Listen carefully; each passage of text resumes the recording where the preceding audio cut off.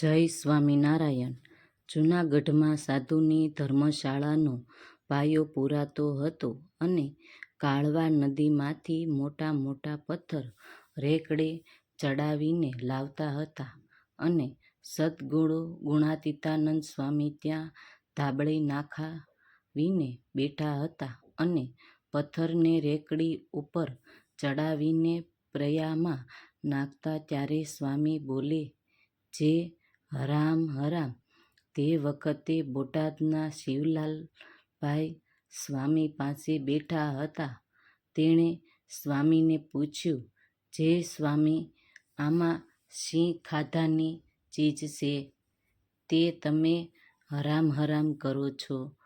ત્યાં સ્વામી કહે, શિવલાલ, તે 12 લાખ દાંડિયા છે, તે તારે કાઢવા હરામ છે અને મારે માયામાંથી આ કાળવાના પ્રાણ કાઢવા હરામ છે.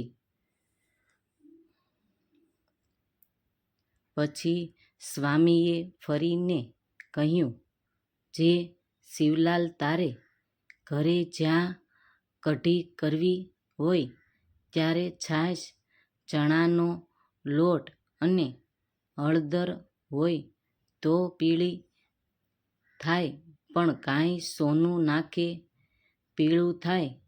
તેમ મારે જ્યારે કઢી કરવી હોય તો છાશ, ચણાનો લોટ અને હળદર હોય તો પીળી થાય.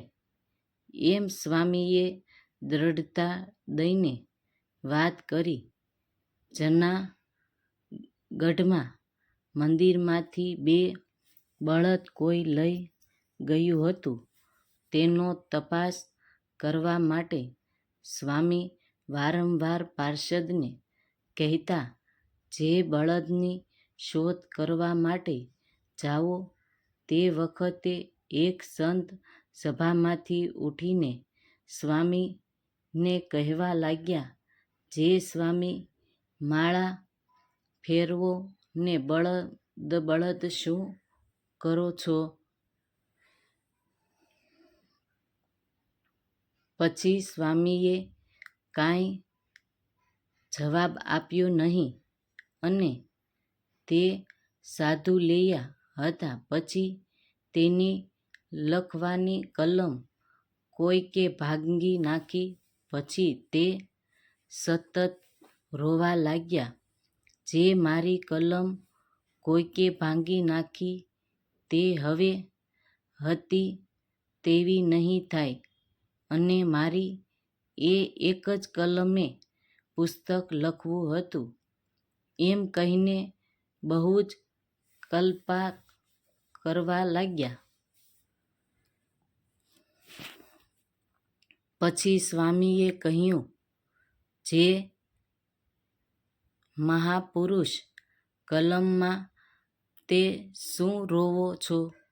પછી તે સંત પોતાની મેળે સમજી ગયા અને કહે કે બળદ માટે મને ઠપકો દેતા હતા, ત્યારે કલમ માટે કેમ રૂવો છો?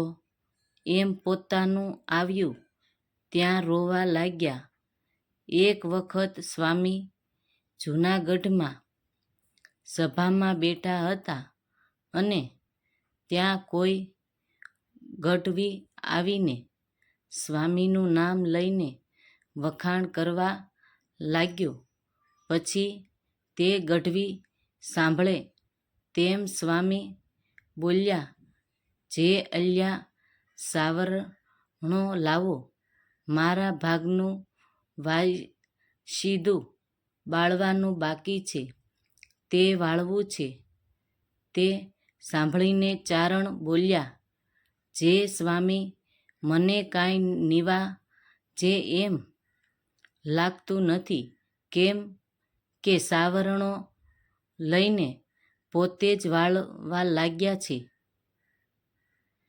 તે મને શું દેખાય? એમ જાણીને ચારણ ચાલતો થયો. સર્વો હરિભક્તો ને જય સ્વામિનારાયણ.